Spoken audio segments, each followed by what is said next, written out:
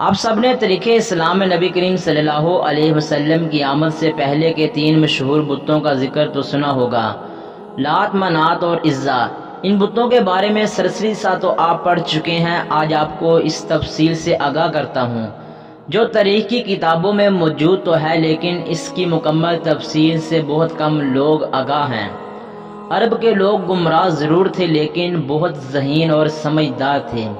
تمام تر وحشیانہ پن اور خون ریزی کی فطرت کے باوجود بہت ہی زیرک اور منطقی انداز فکر رکھتے تھے۔ یہ لوگ بت پرستی کی جانب کیوں کر راغب ہوئے، یہ ایک سوچنے والی بات ہے۔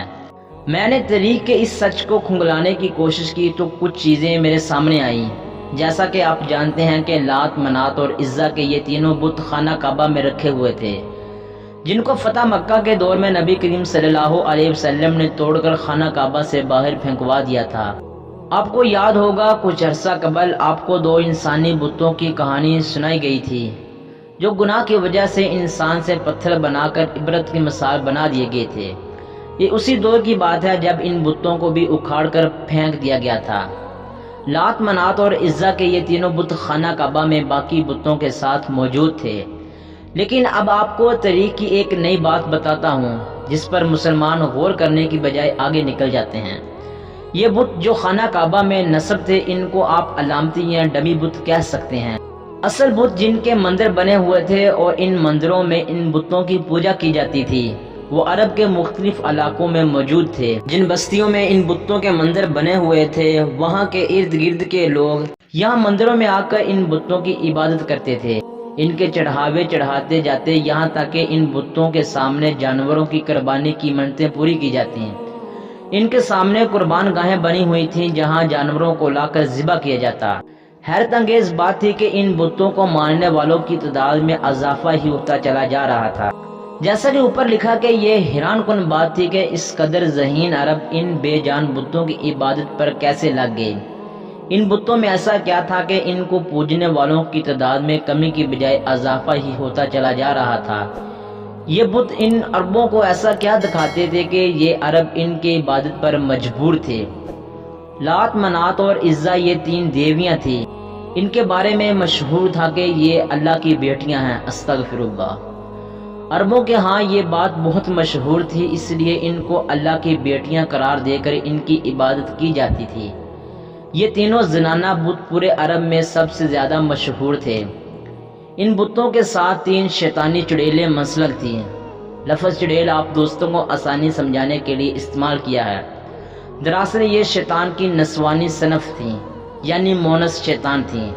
یہ بتوں میں گھس جایا کرتی اور اپنے سامنے سجدہ کرنے والوں کو مخاطب کر کے ان سے باتیں کرتی تھیں۔ کیونکہ یہ شیطان جنات تھیں، اس لیے ان لوگوں کو جب ان کے ناموں سے پکارتی اور ان کے مسائل پر بات کرتی ہیں تو سننے والے اپنے ذاتی مسائل جن سے وہ صرف خود آگاہ ہوتے پریشان ہو جاتے اور سوچنے لگتے کہ یہ بت واقعی نعوذ باللہ خدا کی بیٹیوں کے ہیں۔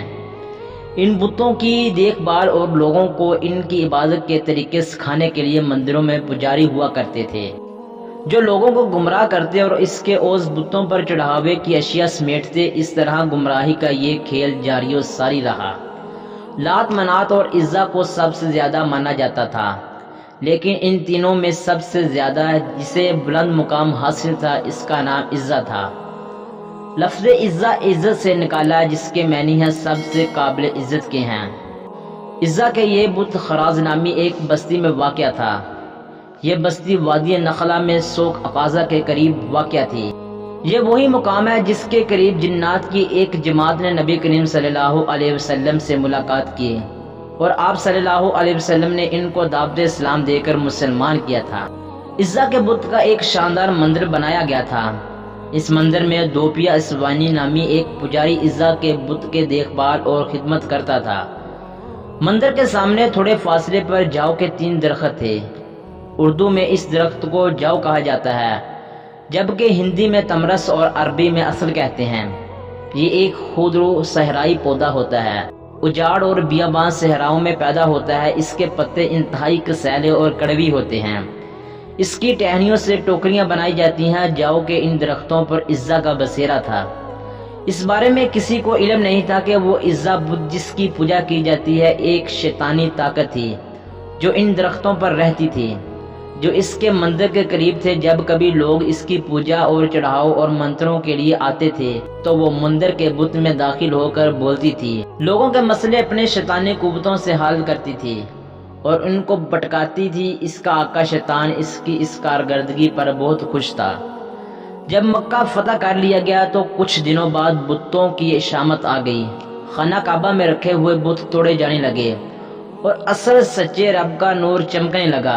خانہ کعبہ سے بتوں کو ہٹانے کے بعد مختلف دیہاتوں بستیوں میں بنے مندروں کے بتوں کی باری آ گئی۔ چھوٹے موٹے بتوں کو تباہ کرنے کے بعد عزا کی باری آ گئی۔ 25 رمضان مبارک کو نبی کریم صلی اللہ علیہ وسلم نے حضرت خالد بن ولید کو طلب فرمایا۔ انسانی تاریخ کے سب سے قابل ترین جرنیل خالد بن ولید کو عزا کی تباہی کا مشن سونپا گیا۔ آپ صلی اللہ علیہ وسلم نے حضرت خالد بن ولید کو حکم دیا کہ وہ عزا کے مندر کے قریب 3 جاؤ کے درختوں میں سے ایک کو جا کر کاٹ دے۔ آپ رضی اللہ تعالیٰ عنہ بارگاہ رسالت سے حکم پا کر خراز بستی میں پہنچے، مندر کو تلاش کیا اور اس کے قریب واقع جاؤ کے درختوں میں سے ایک کو کاٹ دیا اور واپس آ گئے۔ جب آپ رضی اللہ تعالیٰ عنہ نبی کریم صلی اللہ علیہ وسلم کی خدمت میں حاضر ہوئے اور درخت کاٹنے کا حال بتا دیا، اس پر آپ صلی اللہ علیہ وسلم نے پوچھا، اے خالد رضی اللہ تعالیٰ عنہ، جب آپ درخت کاٹ رہے تھے تو اس دوران کوئی واقعہ پیش آیا؟ حضرت خالد بن ولید بولے، یا رسول اللہ صلی اللہ علیہ وسلم، میں نے کوئی بھی واقعہ رونما ہوتے ہوئے نہیں دیکھا۔ اس پر آپ صلی اللہ علیہ وسلم نے دوبارہ حضرت خالد بن ولید کو حکم دیا کہ آپ دوسرا درخت بھی کاٹ دیجئے۔ ایک بار پھر حضرت خالد بن ولید وہاں پہنچے اور درخت کاٹنے کے بعد واپس آقا صلی اللہ علیہ وسلم کی خدمت میں حاضر ہوئے اور درخت کاٹنے کا احوال بیان کیا۔ آپ صلی اللہ علیہ وسلم نے ایک بار خالد بن ولید سے استفسار کیا، اے خالد، اس بار جب آپ درخت کاٹ رہے تھے تو اس بار کوئی واقعہ پیش آیا؟ حضرت خالد بن نے عرض کیا، یا رسول اللہ صلی اللہ علیہ وسلم، اس بار کوئی غیر معمولی واقعہ پیش نہیں آیا۔ آپ صلی اللہ علیہ وسلم نے ایک بار پھر حضرت خالد بن ولید کو تیسرے درخت کو کاٹنے کا حکم دے کر بھیجا۔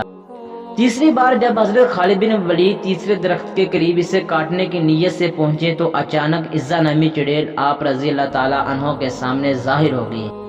وہ ایک برہنہ صورت ننگی بڑھیا کے روپ میں تھی اور شعلے برساتی آنکھوں سے حضرت خالد بن ولید کو گھورنے لگی۔ اچانک مندر کا پجاری بلند آواز سے پکار کر بولا، عزا، خالد کو قتل کر دے، اگر تو نے خالد کو قتل نہ کیا تو آج تو ذلیل و رسوا ہو جائے گی۔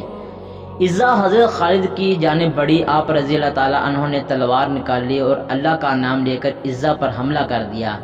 پہلے ہی وار میں عزا کا سر تن سے جدا ہو گیا۔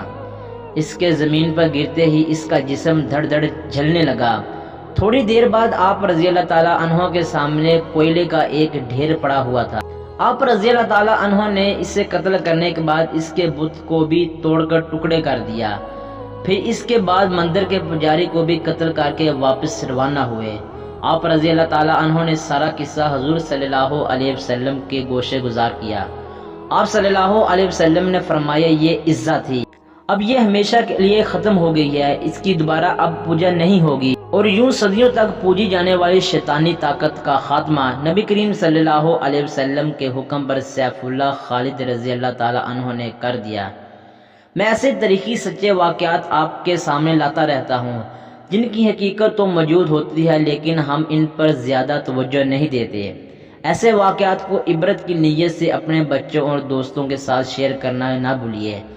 پیارے دوستو، کیسی لگی ویڈیو کمنٹس کر کے لازم بتانا، اور اگر اچھی ویڈیو لگی ہو تو لائک بھی کرنا اور ہمارے اس یوٹیوب چینل کو سبسکرائب کر لیں۔ ملتے ہیں نیکسٹ ویڈیو میں، تب تک کے لیے اللہ حافظ۔